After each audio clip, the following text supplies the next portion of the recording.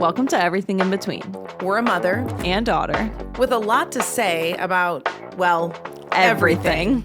I'm Braylon. And I'm Lynn, and this is your show for perspective, real talk. And feeling less alone in the chaos.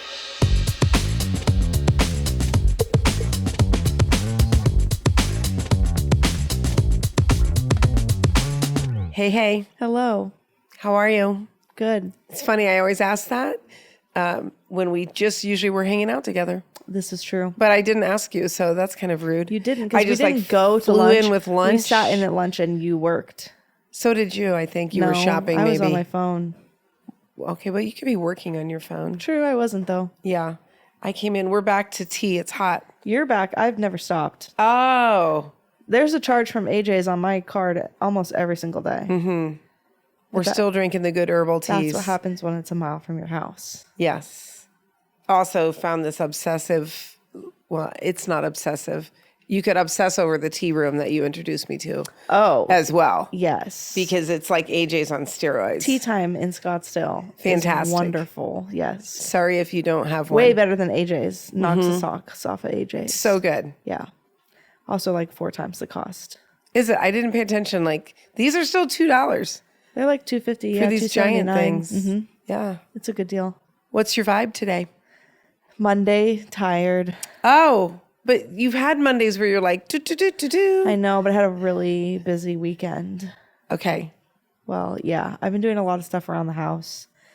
And I am tiring a lot quicker Oh, yeah. than usual. Well- and I'm not used to that. So like doing what I think is a normal amount of something like really exhausts me, and then I feel the effects later. Oh, So so nesting and then resting.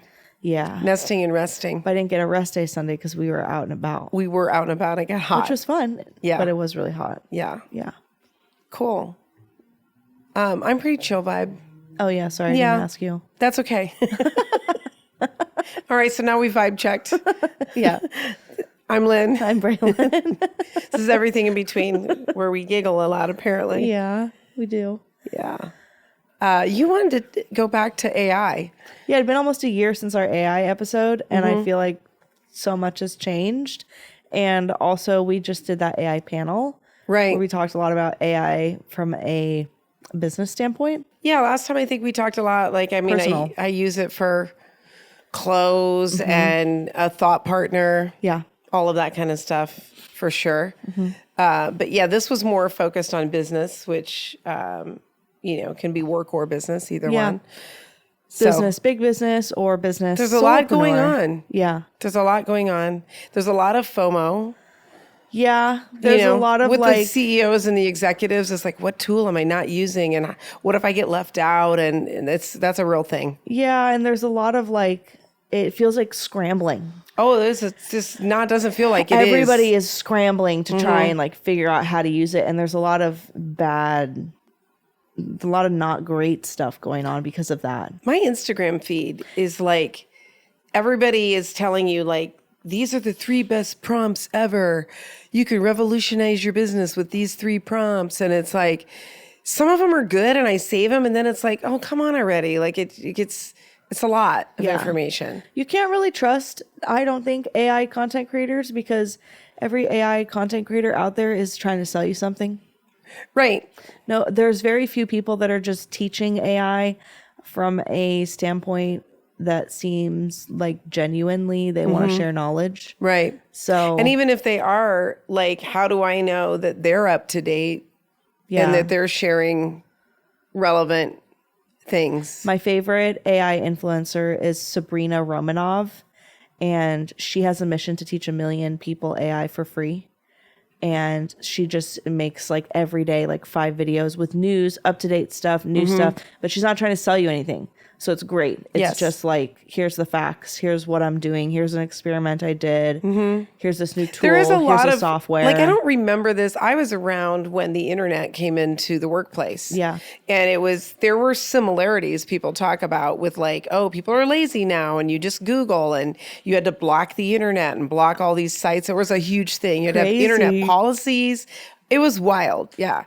And then, but I don't remember the knowledge share that was happening. Well, because now. there wasn't, without the internet, how were people like, what were you going to go write about it in the newspaper? Probably what was the platform for email, sharing probably. knowledge? It was a lot of email that was hitting at the same time. And so there was probably newsletters and things like that. But it just didn't feel like we had that community of people really just sharing best use cases and things like that that we do have available. And then we have that overload right now. Mm-hmm. Really Super big overload. And what I see at the businesses is like, at the top, you have the CEO or the owner. They're like, let's go do this, this, this. And then the people that are like supposed to be executing are either afraid their job's going to get replaced by what they're doing, which it is in some cases, or what if they're just like scrambling around creating a bunch of noise and doing things that aren't really helpful? Well, when it's coming top down, that's like the worst way to do your systems and processes in AI. Right. Is to have the CEO go, this is what we really need. Right. Without talking to the people that are doing that every single day. Right. It's going, what do you really need? Yeah, here's a cool thing. Yeah. It's like, great. Cool. Is that solving a problem for me? Yeah. Probably not. Right. Yeah, it's true. And people aren't going to use something that's not helping them make their job easier just because the CEO says, hey, guys, this is really cool. I think we should use this. Yeah. Is that your CEO voice? Yeah. But the CEOs are like, oh, I'm super left out in my other group of CEOs because I'm the only one that's not using blah, blah, blah in my company. Yep. Hey, we did a little survey when we did this panel. That was pretty fun. And it was an on-screen one of what is the AI product or platform that you're using most right now. Do you remember who won? No. I think it was Claude. I chat was still up there though. Oh, yeah. Chat for sure. Which is crazy to me. Is it? Yeah. Just feels like garbage baloney now. I'm still using it. I use it for personal stuff and personal stuff only. So the one guy on the panel, Ryan, he was using AI before any of us were using AI. I swear to God, he's right at the forefront of all of it. And a couple months ago, he came in and he's like, yeah, I hate chat and I'm using Claude a lot more now.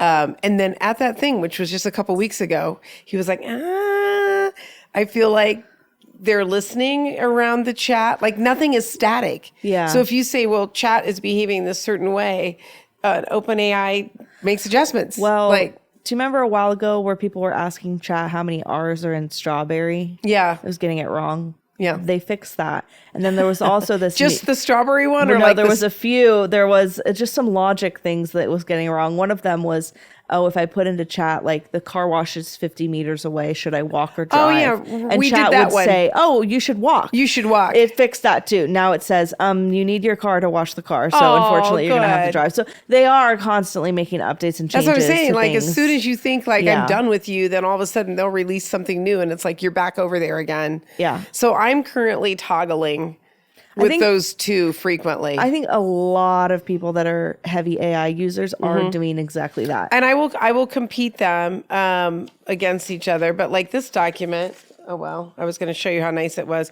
It's very nicely done. Yeah. But this is Claude. Yeah. And I would never expect chat to do. It's like you have different children. So They have different you know, they're strengths. going to have different strengths. And so I think one tool is not going to work for everybody in business. But then you've been running into where Claude you're running out of like chips. it hasn't done that lately. So see, it's like it did it for a while. If you're doing heavy programming, yes, that's where all that concept is, where now you're having to pay for processing power. Yeah. And I Or can't say even this. Claude Cowork. Or Claude Cowork, right? And then you don't have enough credits and you're having to pay. So then they're showing these memes of the CFO realizing like that all the Cowork they're using and the costs that they're spending to get the work done on AI is now more than the 5 employees they laid off. Yeah. So there is that balance, because when it first came out, we're like, yay, it's free. Yeah. Yeah. The other thing we don't know yet is the monetization of it, because ChatGPT started off as a nonprofit, and then there was the rumor for a while that the ads were going to be coming in. Rumor. Are they there? I'm on free chat because I canceled it. Oh. There are ads. Okay. Like after every time it writes me something, there's a little banner ad for something completely unrelated to what I'm talking about. Oh, weird. Okay. But there's literally ads right in the conversation. Okay, that's interesting. And then Anthropic, which is Claude, they were the ones that came out and said, absolutely, we will never do ads. We want to keep it pure. We want to be a pure research thing. But they're the ones now you have to pay for processing power. But not on your regular chats. No. But every AI, if you have processing power like that, you have to pay for it. You have to pay. Yeah. Like Notion agents, not True. free, very expensive. Right. Yeah. Anytime it's going in and doing things for you, yeah, that's a lot of power. Right. Yeah. That's a lot So of we're having to juice. pay for that. So they are monetizing. I will just tell a funny story before we go a little deeper, which was I was having a back and forth. I call it like a discussion or doing some research. I was uploading all this stuff and I was using Chat and Claude simultaneously just to see who gave me the best stuff. And I was actually talking about some of the peer groups that I run and giving some stats about engagement and that kind of thing. What mode were you in for Claude? Opus 4.6. Okay. I think, yeah. Anyway, never done this before. It was me, Claude, me, Claude, me, Claude. And then all of a sudden it got done talking and then it started typing and it said human.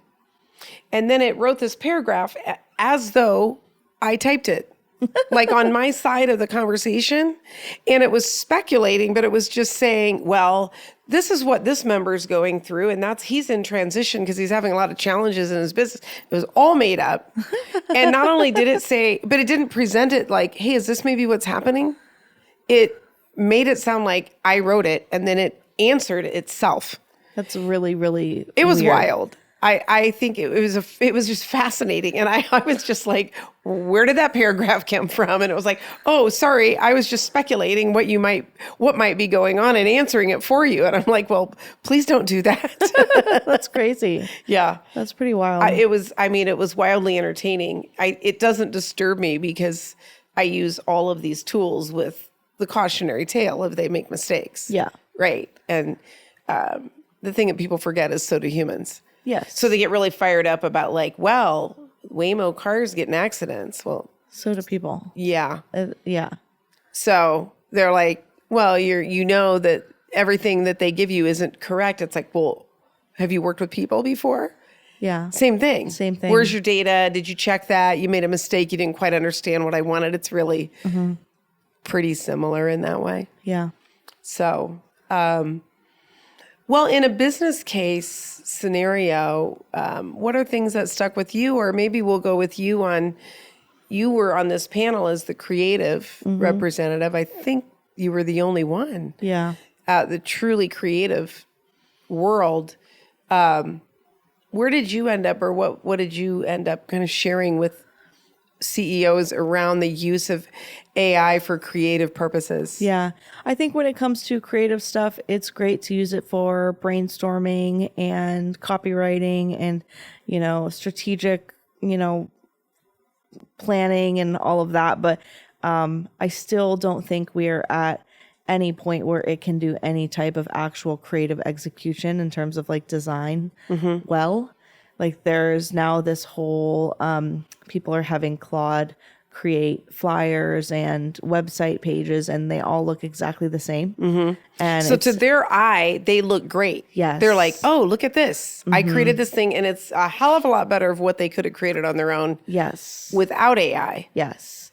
But it's like, I still think you're better off going to Canva and using a template that somebody has made and making something, adjusting it to your liking, because that's like the AI, you don't want the AI to do that part for you. I don't know if it will ever be able to do that, to make art in the way that humans can. It's art and creativity like that seems like such an intrinsically human thing that I don't know if it will ever replicate because it doesn't have a soul. Like writing, I understand. Like It wants to have a soul. it wants so to have a soul, badly. and like it will never be able to write as good as like an author can. I don't truly believe, like, their copywriters still to this day will write better than your AI will, I think, if you compare them side by side.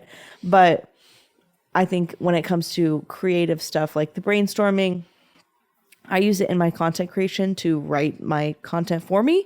Right. But then it's me filming it, me editing it, me, it still And has that whole you're human treating element. that content as though an intern wrote it. Yeah. And that it's you're not editing, there right? to be groundbreaking. Right. It's not. Right. I'm not using it for anything where the work is somebody is paying me to execute my creativity.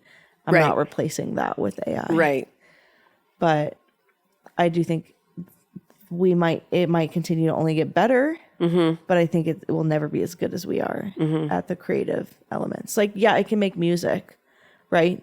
But it can't make music as good as somebody with a soul. Like, it just can't. Right. Yeah, it's close. It can do, maybe 90% of, It's like but it's not the same. Taylor Swift was recently nominated for or given an award of like one of the top 15 songwriters in American history. Yeah, she's a phenomenal songwriter. And when she was talking about how she writes a song, she said, honestly, it just comes to her. Yeah. And that's a very human thing because we are tapping into other realms, right? And I don't think machine learning was ever designed to replace the human ideation. No. Right? No. And the creativity. Yeah. So I think you shared some really good things about if you are wanting to use it to help execute, you can do your social media calendars or things like that. But Yes. and you can do content as treat it like an intern, edit it, please. Yeah. But it's the design, it's the visuals Yeah. that the actual are creative. pretty obviously AI. Yeah. And we talked a lot about too in business using AI as the expert in your field to make yourself better at something rather than giving AI to a non-expert and saying use it to do something that you don't know how to do. Right. And it's always going to be better if you're the copywriter who's using AI to improve your copy versus, someone in HR, you're having them write something and they're just totally using AI. Like, it's not going to be as good. Yeah. You want the experts using it to elevate their craft. Because the experts know what is my output at the end of the day. Yes. I'm looking for something that looks a certain way, Yeah. sounds a certain way. And the designer or the creative or the writer is always going to know what that output is good at, Yeah. right? And they know but if you're not What the a standard writer is. or a designer, Yeah. you don't even know what you're looking for. No. So you're just like, isn't that cool? So great. It made me Yes. this flyer. Yes. And a designer's going to go, that looks like shit. Yeah. Now, truth be told, we're just going to have a lot of crap out there. Yes. Because there's a lot of people that don't know the difference. There is, especially in like the solopreneur community, because oftentimes as a solopreneur, you are wearing every single hat. So you are the designer, you are the marketer, you are the salesperson, you are the web designer. And that's, I think, in the online space where we're seeing a lot of this stuff float around because they don't have people that are experts in those things. They might be an expert coach, but they're not an expert marketer. So they're utilizing AI, which is cool. I think it's cool that we have that as a tool. But there's always going to be room for service providers who provide those things because the AI can only get you so far. Right. Switching kind of into operations, I am so shocked at the amount of people I see that are not just individually, but in the business sense, not using AI to create better processes with like email and things like that. People are Yeah. using it to write the emails, but they're still getting work done in the inbox largely. And I find that really disturbing Yeah. from a productivity stance, especially when there are so many tools. We were laughing though, because is it Claude Cowork that will essentially, if you program it, it will do what Fixer.ai does for us. Yes. But we don't. We're happy to pay a small fee to have Fixer do it so we don't have to program it. Yeah. Plus, they're always making it better, Yeah. right? So I don't know if we made an agent with Claude and it was going to come and do our inbox management, It we'd could. probably have to be updating it all the time and changing it, where my assumption is we're paying Fixer and they keep creating it, Yeah. making it better and improving it. Totally. Yeah. But I think for everybody to just look at your own workflow and think about where you're wasting time is a great place for whether you're a CEO or a solopreneur or a worker, to just stop and think about where you might have tools that you're not using that you can just pick up a lot of time. Yeah. And I feel like a lot of people will say, well, it's just faster if I do it. Like Well, that's what they sometimes say you'll for employees and that. things too. Yeah, it's just faster if I do it. Okay, but if you say that every single time, Right. And now that's Just the once it will take you longer, or the twice, or the three times. But if it's, 4 times a week, oh, it's faster if I do that. How many hours is that for the year? That's a lot. Whereas if you take the time to set it up, the 1 time or the 2 time, then you never have to do it again. That's a lot of time saved. Yeah. So one of our tools we love is Fixer.ai. Yeah. And I'm sure there's other inbox tools. Yeah. But it's a matter of it taking a first pass at all of your emails that are coming in and categorizing them, so that the goal is look at your drafts, because it creates drafts for responses. Yeah. Yeah. The voice is pretty good. Well, it gets there. I know. I use it. It's better to have something started that's, 85% accurate than starting Especially from like you're at scratch. the end of the day and your brain is just tired, and Yeah. half the time people are going to go through it into a chat to find a good answer to reply anyway. Yeah. And so it is a good starting point. But I think the categorization is what's really nice, because we have so many different emails, and a lot of them we just don't need to reply to. We're being Yeah. CC'd on, Yeah. and it's just an FYI. And they can be categorized and then grouped. So when you go to your inbox, instead of going, I have people say, they get 250 emails plus a day. It's like, well, how many of those are FYIs, newsletters? You're copied on something. It's a confirmation of, hey, thanks. Yeah. Compared to how many do you actually need to reply to? Yeah. And so it helps that sense of overwhelm. Because if you just are able to look at, here's my What needs a replies. response? Oh, maybe I have 15. Yeah. And then they're And then already the drafted response for is you. already done. Shoot. Yeah. I recently automated something that I thought was super cool. I post TikTok content for a client, and so I use Notion to transcribe the video, and then it gives me the Notion's hook. AI. Yeah, Notion Meet. And then it transcribes the video, and then it gives me 7 different hook options, and as well as the caption and the hashtags. And every time I was taking the AI, I was prompting it, okay, take the Meet transcript from this block and give me this, this, this, and this. And I set up when you use Notion Meet, you can have different summary. Right. Like you can have 7 different summary styles that you set up with specific instructions. I didn't know that. I don't know that I use Notion Meet. I record meetings. Is that the same Notion thing? Meet, yeah. Okay.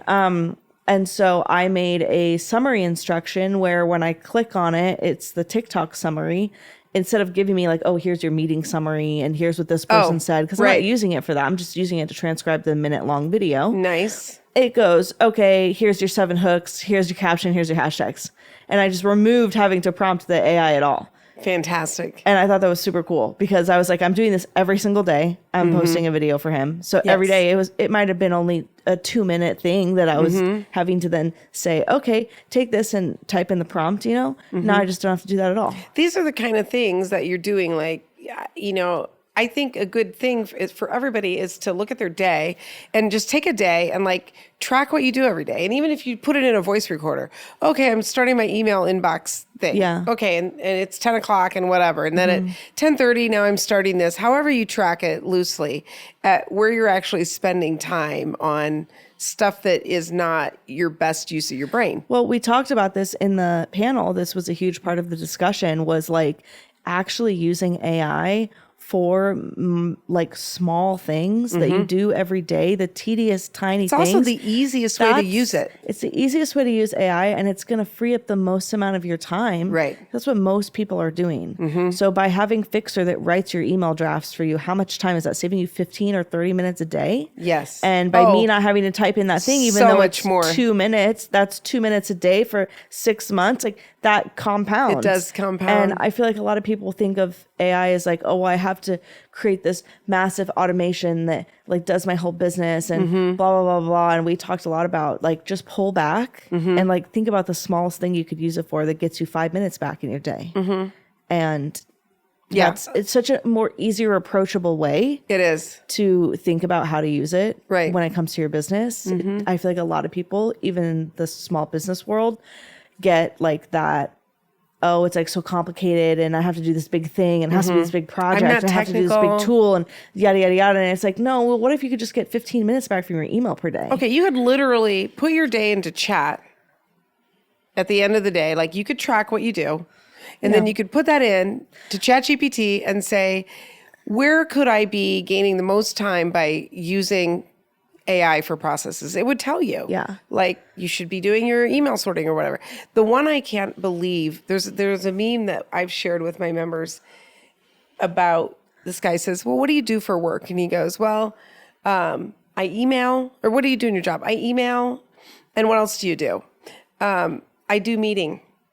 And he says it kind of that way in like a funny way. And he's like, okay, well, what else? What do you mean? Like when you actually get to work, what do you do? Well, I open my computer and I do email and I write some emails and I answer some emails. And then I go to a meeting and then I come back and there's probably some more emails that I missed while I was at the meeting. And then I write an email about the meeting. Mm-hmm. And they just make fun of the whole way and you have no idea how many high-level executives I have, and that is actually their day. Mm-hmm. Email, meeting. And so much stuff both of those can be done by AI. Yes, those are the two big wins. And if you're a CEO and you don't need to be in a meeting, you can have a note taker there. Yes. Do you really need to be wasting your time in the meeting if you're not giving any input? Right.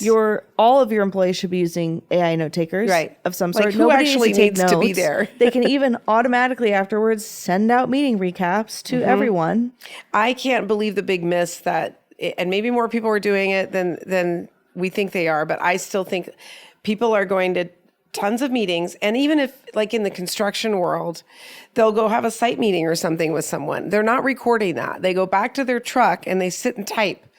And they probably type an email out to 17 people so everybody knows what's going on, rather than record it on your phone, summary notes, action items, too long don't read format for your email. Mm-hmm. And now you've freed up like 2 hours of your day. Yeah. So I think those two things are huge for every level of employee, because many people, and even in construction fields and things where you're in the field, there's still email, there's still meeting. Yeah.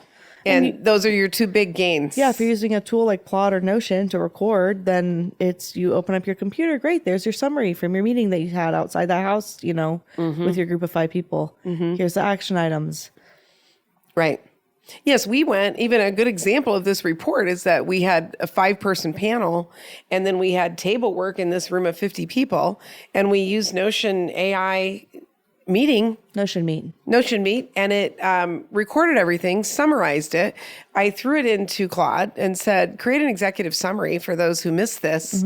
And I just had a few prompts on it to make it look really a lot better. Yeah. And we have a phenomenal report, and it was less than 20 minutes of time. How would you have even done that before? It would have been, I wouldn't have, because I would have been like, oh my God, no one's going to read it. But now I think they you would have had to have somebody take notes. Yes. Somebody would have had to be writing down. Yes. As fast as they can. Can you imagine? What people were saying, what the conversation topic was. Yes.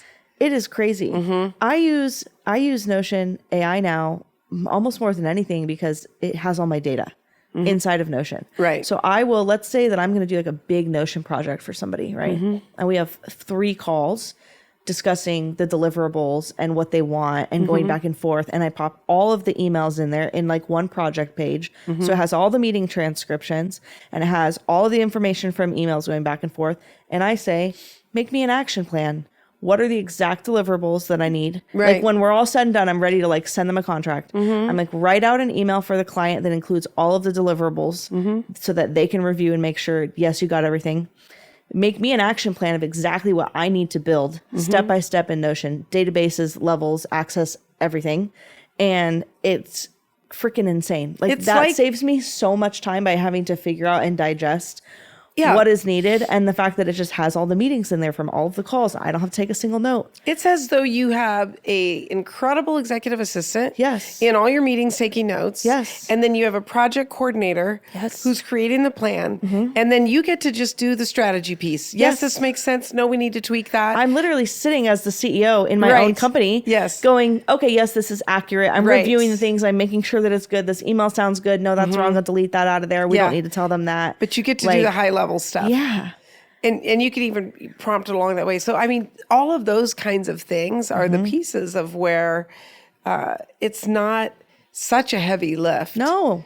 And honestly, I feel like a lot of it is just there's a lot of like circle jerking that's going on in these dude heavy spaces. I don't know what circle jerking is. I'm not going to explain it, so I shouldn't have Sounds said that. terrible. Yeah, Okay. don't. You can look it up later on your own time.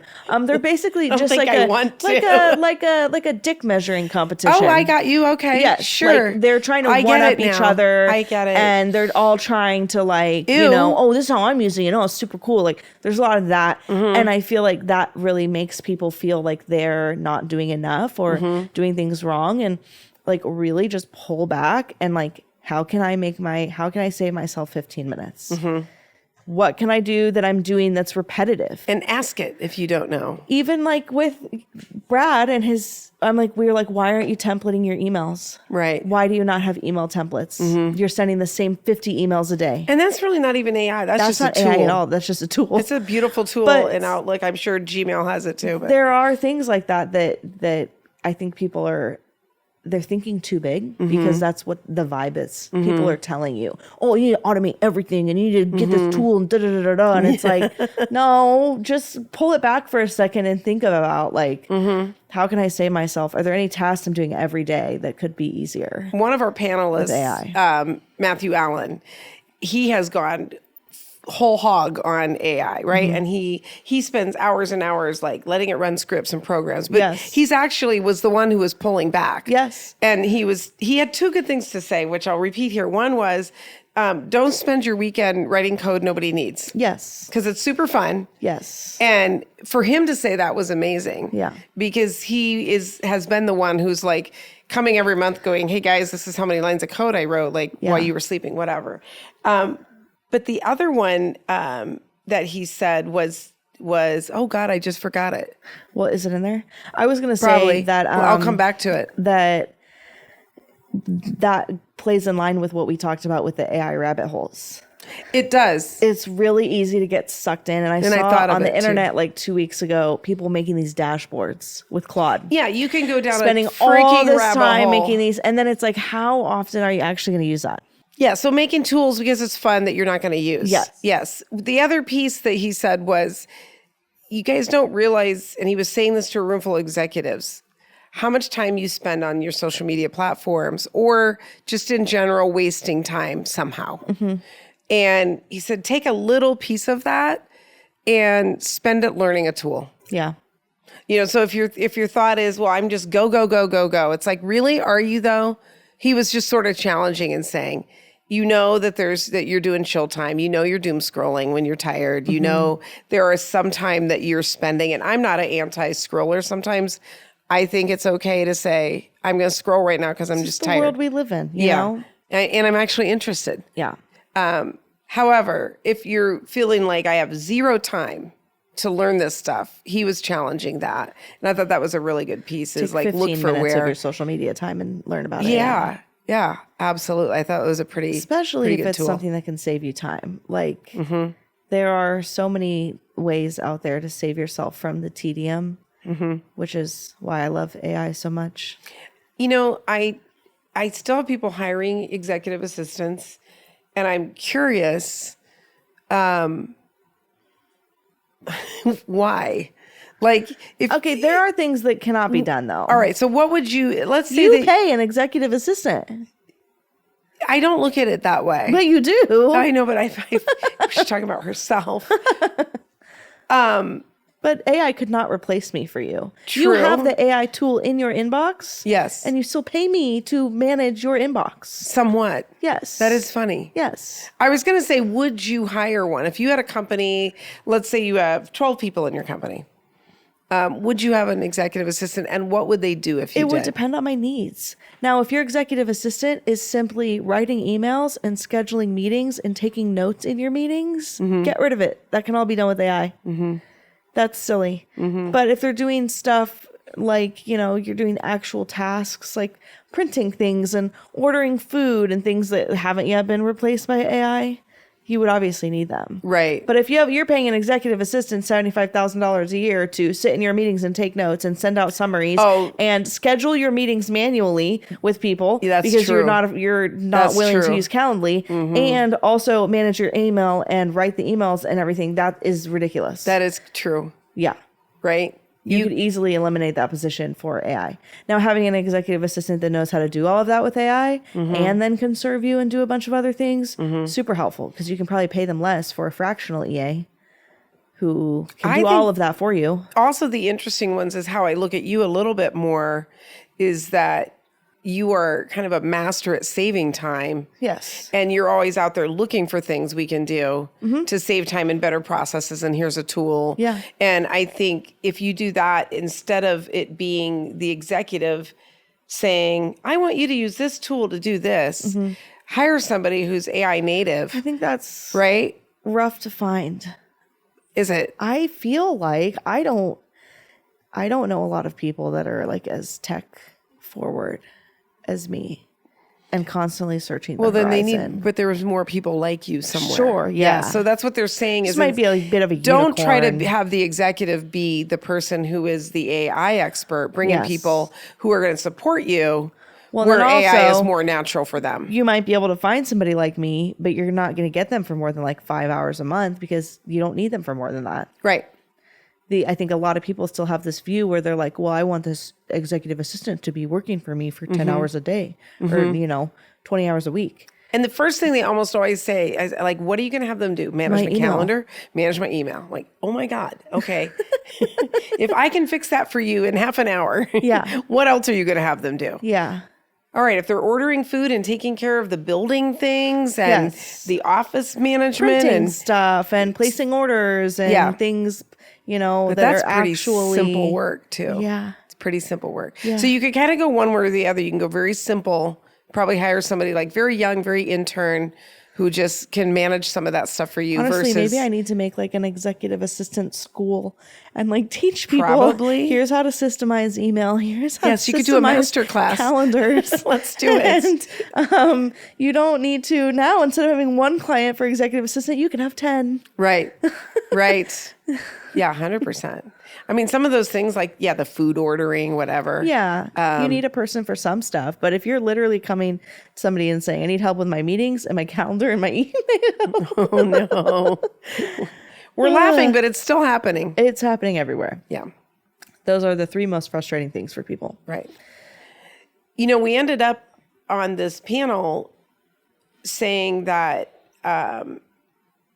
if you have a bad process, Yes. AI will not fix it. Yes, systems and processes is a huge part of using AI. Yes. And I love that these two are converging. Yes. Because I think we hit this place where work has become, and I'm talking office work, right, has become highly inefficient. Yes.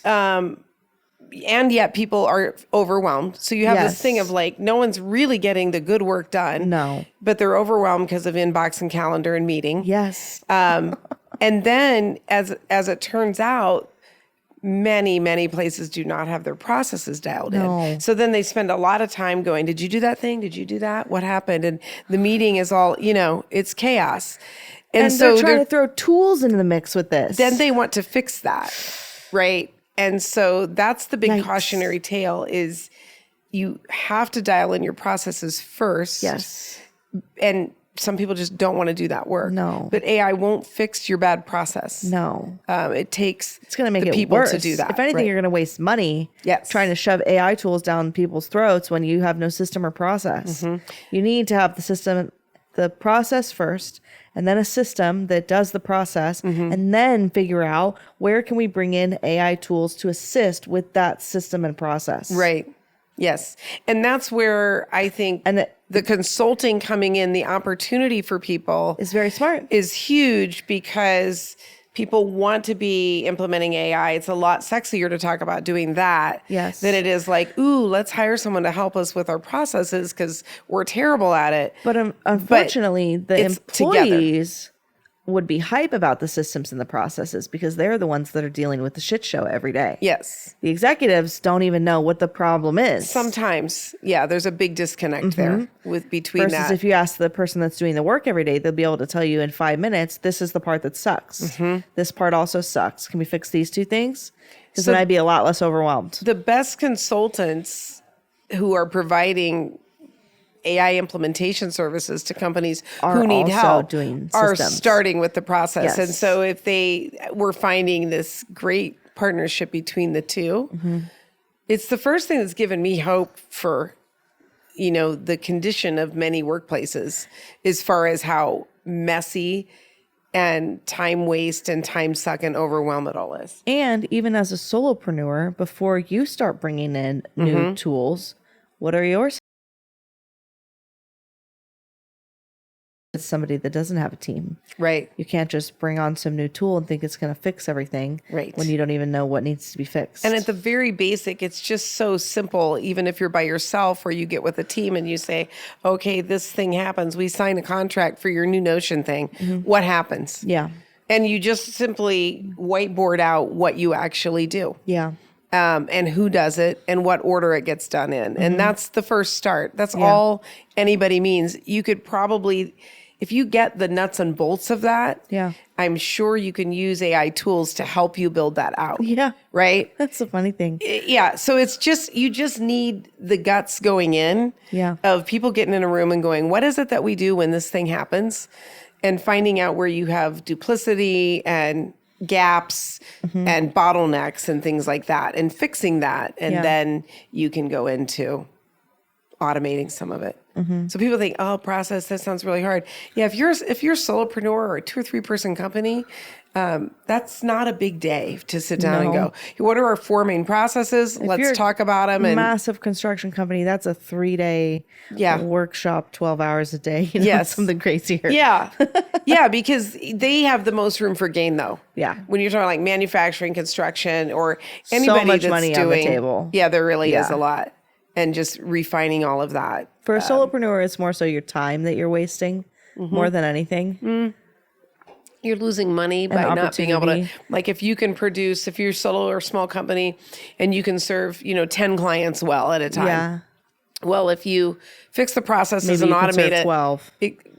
Or 15, 15. yeah. Right. But any more that you get is a win for you with probably not costing you any more money. I was reading an article I saw on Threads where it said Gen Z consumers are expecting the businesses they interact with to have extremely automated systems. Yeah. So they want to be able to find your website, find the pricing, inquire, have somebody respond to them quickly.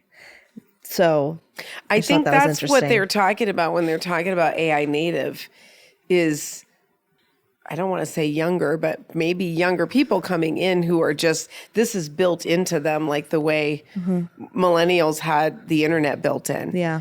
And they're bringing that in because when you guys first came in the workplace, people didn't use the tools as effectively as you guys did. They weren't Google maniacs. You guys knew how to Google and get your answers. And PDFs and Yes, all and of all that the stuff. the old people are like, "Can you make that into a PDF, please?" Why is that still the running joke? It's so I funny. don't know. It's not hard. Yeah. But I think that's what people are talking about when they're talking about having AI native people come in to work with them. One of the questions we asked the group is, are you looking at hiring someone to manage? Is there a role in your company? Is it big enough that you're for looking to an have AI someone, specific. an AI specific person who's like implementing and responsible for all that? Or are you hiring AI native people to bring it in to your existing? And that's certainly just a size question. I mean, I wanted to maybe just wrap by talking a little bit about, we had a gal just this week at our co-working. What was the story? 1,100 employees. Yeah. They had to write their own. It was Cloudflare. Oh, you're going to call them out. Well, I'm not under Cloudflare. NDA. Cloudflare, yeah. They had everybody create AI agents essentially to do their jobs, test them, and then fired all of them. In one day. Yeah, massive layoff. Right. After having them all create the AI agents that were essentially doing what they Did she do. have an idea that's what was happening? I don't think so. No. Like when Maybe slightly. because you're creating an agent to make your job easier was what they were telling them? Yeah. Yeah. And that is the case sometimes. especially they got under a lot of scrutiny for that right. on the internet. Yeah. Unfortunately, I don't think that we're going to see that. But that's just a bad company. Bad companies will always do bad things. You're never going to get rid of the evil companies that are doing things the not right way. Mm-hmm. There are companies out there that are not doing that. Right. But there are going to be people whose jobs do become unnecessary. Yeah. Right. Some of them. There are roles that are going to become unnecessary. And I think that doesn't mean don't use AI in your business, because you don't want to associate with, I could be giving somebody a job to have them organize my inbox. Like we talked about. Yeah. If your executive assistant is doing email management, calendar management, and taking notes at meetings, find something else for them to do. But that person who has that skill set could definitely, in most cases, they could learn the tools and just increase the productivity. Yeah, if you get a fractional EA, and that EA can serve 10 other clients. Mm-hmm. Right. Doesn't mean that you need to lose your job. Your job just looks a little bit different. Yeah. Yeah. And maybe we need less full-time people. Well, that's my whole hope. Maybe the reality is we all work less. There is no reason why that shouldn't be true. Yeah. And when I tell people that, sometimes they're like, well, the business owners are just going to be greedy and they're going to want to just get more done with less people. But ultimately, keep in mind, we're still in a workplace shortage. Yeah.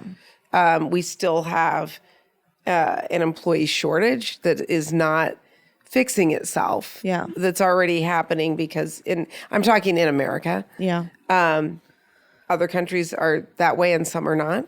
But it's almost like a problem solving itself. Yeah. Right. Mm-hmm. And yet there's going to be psychological effects. Yeah. Of people feeling replaced by machines. Well, think about now your doctor will use an AI note taker so that they don't have to chart stuff. Right. Why is that a bad thing? Right. Your doctor can spend more time seeing people. Mm-hmm. They can listen more attentively when they're with you. They're not having to write everything down and scramble. I assume they have HIPAA. You have like a waiver, they have a sign in the room. This doctor will use an AI note taker. You can decline, blah, blah, blah. Right. But, and I mean, obviously there's going to be mistakes, but guess what? There's mistakes with humans. Yeah. If your doctor is charting everything at 5 p.m. and then saw you at noon, how accurate do you think that's going to be? 100%. Which is what happens a lot of times. Yes. They are, charting at the end of their day, and that's not accurate to what actually. That's a great example. Yeah. Mm-hmm. And that's not going to replace doctors. Right. But it's going to make them have less of a workload and get rid of that some of that tedium. I was seeing that there are some new positions for large companies coming into play that deal with these things proactively, and like the psychological effects of AI in the workplace and wellness and the anxiety and all of that. So it's like out of that, we're humans. We're going to create something new. So the closed-minded thinking says, oh my goodness, there's not going to be truck drivers anymore. What are all the truck drivers going to do? Something that you don't know of yet. Yeah. Is possible. And that's kind of that thought is like, we don't know what we don't know. Yeah. And so you can be open about it, or you can be sort of have your blinders on and say, isn't that terrible? I think we're going to go through some bumpy times. We're already in bumpy times. Yeah, so true. But I think we're just at the start of seeing this. But at the same time, then I don't know. Nobody knows. We don't know. So sitting around going, the current conversation is 30% of jobs are going to be replaced by AI. We don't really know. Yeah. And if I, as a small business owner, can get rid of 30 minutes a week or an hour a week, I'm going to do that. And that becomes a quality of life issue. Yeah. Because you don't necessarily have to fill that gap. Maybe you can serve 5 clients and you saved all this time, and maybe you just want to keep those 5 clients and do it in less time. Yeah. Go do that. So you don't have to, maximize productivity all the time. Right. Contrary to what people say online. Yes. Yeah. That can feel really negative, the maximized productivity. Yeah. But if it means we're out of the 40 to 50 to 60 hour work week in another generation, I think that's a great thing. Yeah. Because right now you've got, I don't know, people are exhausted. They're not cooking their meals at home. They're just tired. They're running kids all around. If you give them back a few hours a day, like we had in COVID, maybe it's better. Yeah. So how are you using AI differently now than when we last talked? Or maybe in the same, what are you doing? Similar and different? You're using Claude now.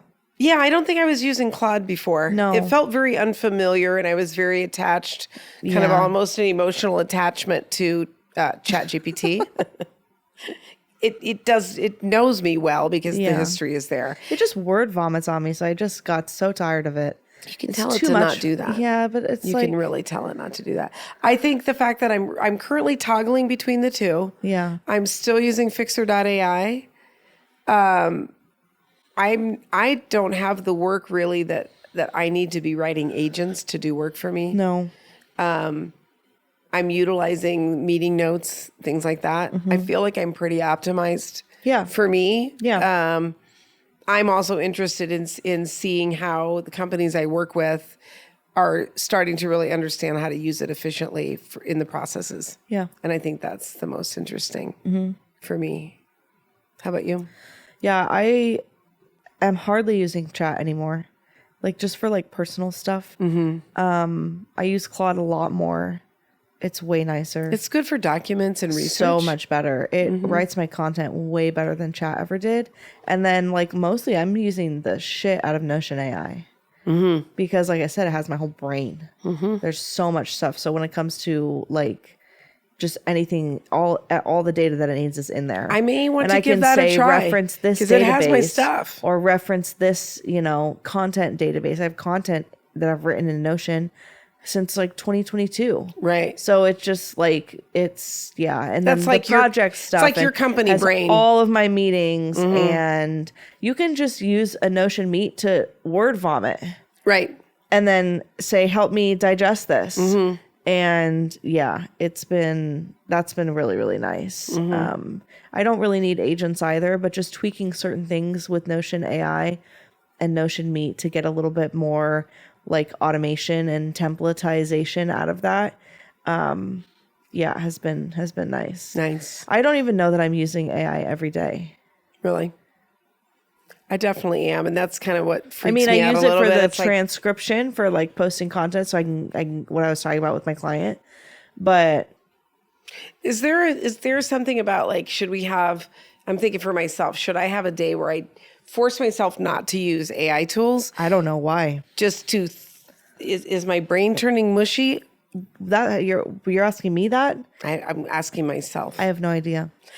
I don't think it is. I think it's my Can brain you still better. write an email? Yeah. Yeah, you're fine. Mm-hmm. I think of it like that too. It's my brain, but better. It's helping me use less brain power to get more output. I'll give an example on how I used it this week where I have two different peer groups and they operate very differently. One's been going for a lot longer than the other one. And the other one's had some transition. And so I decide I'm going to solve a problem with engagement, and I'm going to create this whole plan for like engaging members in a different way. And, I don't know what it's going to look like. Phone calls, structured, all this kind of stuff I don't do. So I throw this situation into Claude and Chat, and then I gave it some data. I went and gave data on members one-on-ones and how much they attend and how engaged they are and what kind of issues they bring and all that. And just threw it in, not with their names, but like threw the data in. And they both analyzed that and said, you don't have a problem across your groups to solve. You have a couple of members over here that might be somebody you can tap into a little bit more. But I was trying to solve a problem basically. That didn't exist. It really didn't exist because it's mindset. Your mindset sometimes didn't match what the data was saying. Yeah, that happens a lot. Yeah, it happens a lot. And so that's where I say it's better than my brain because my brain created a situation that didn't wasn't exist. there.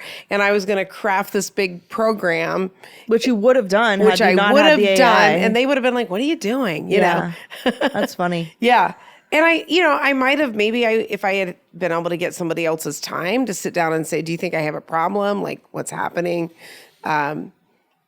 that somebody else might have questioned me on it, but they wouldn't have had the data Yeah. and all that. So it was just, I think it's a very interesting way to apply it when you think you have something to solve in your business, to determine what's mindset and what's real, and like throw the information into whatever your platform is and have it give you feedback. Yeah. And they were both very similar, with a couple different slants. Interesting. That was the one where it ended up making a story up. Nice. So, Cool. yeah. We packed a lot in. Yeah. Yeah. So thanks for the suggestion. It's a good one. I feel like AI is changing so fast. It's good to talk about it. Everybody's, changing all the time. New tools are popping up. New things are, getting better, getting worse, whatever it may be. So, Yep. you had an anti-obsession for today. I had an anti-obsession, something I realized I'm not doing anymore that I used to do a lot of, which is, almost can't say it. I do not pay attention to the news. In what capacity? I've been politically reading involved it, like New in York all of Times, that, right? like So watching it, like I used to watch something. I would watch like at least an hour show, especially during election years, or seasons. I would watch, at least an hour, sometimes two a day.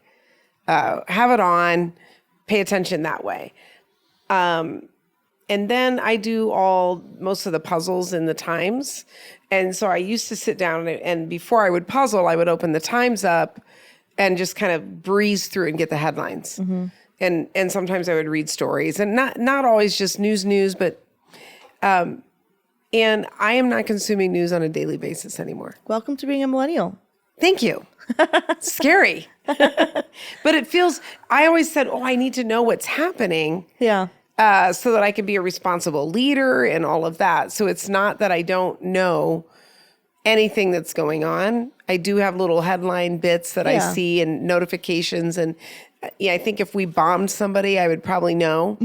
I knew about the almost assassination attempt. It's like you see things because I have a social media feed too. Yeah. Right. I'm more interested in staying in touch with how companies are doing, what business is doing. I have some AI newsletters that I get. One that's really helpful. I'm not going to remember it, but it's a little daily email that I get. Your morning brew? Yeah, it's called Morning Brew. And it just gives me headlines and bullets, and then off I go. Nice. And there's no images. I'm not watching. I'm not listening to everybody talk about it. It's just giving me, these are the facts of things that happened. Nice. Without the commentary. And it's kind of amazing. Nice. I don't know what I'm doing with all that time, but the brain is better. Yeah. Yeah. Well, Do you have an obsession? I could have told you that. I could have told me that. Thanks. We don't Had to us get there millennials myself. are not watching the news on the television, dear God. Right. Yeah, I would say I've just been in real house cleanup mode. And I've been doing a lot of Goodwill shopping, thrifting. You've been thrifting. I love that. I want to come with you when you've been having great luck. Yes. It's not luck, it's just seeing in the trash. Oh, you have a good eye then. Yes. Yes. And I go very slowly. Oh, that's fun. Looking at each shelf, making sure I look at every item. Oh, I've done that kind of. before.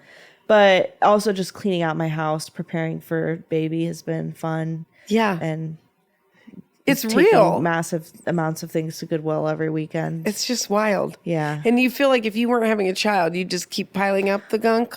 Well, I have a Notion project that I repeat every year called House Cleanup. And in the project, I have maybe 30 tasks that I know need to get done once a year, like garage clean out. And then there's the drawers and the pantry and things that I know will get fussy after a year. Yeah. It's normally spread out over the whole year, but I've just been kind of ticking Condensing multiple it all. off every weekend. Yeah. Going through that and being like, oh yeah, I need to clear these out and clear these out. Yeah. So yeah. Well, that's fun. Yeah. How do you feel?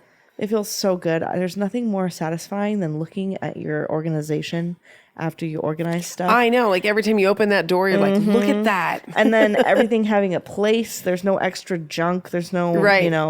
there's so much trash. It does You just clutter accumulate your mind. stuff. I know. And then Trey cleaned out his side of the closet. So now every time I open our closet, the whole massive walk-in closet is like, You can just see it. it's wonderful. I always say the things you see every day, Yeah. you know, the cabinets you open every day, your bathroom area, your closet, like the way you keep those for my personality. Yeah. I don't know if we're all the same, but it really makes me feel comforted. It's like having a system and a process. Oh, that's true.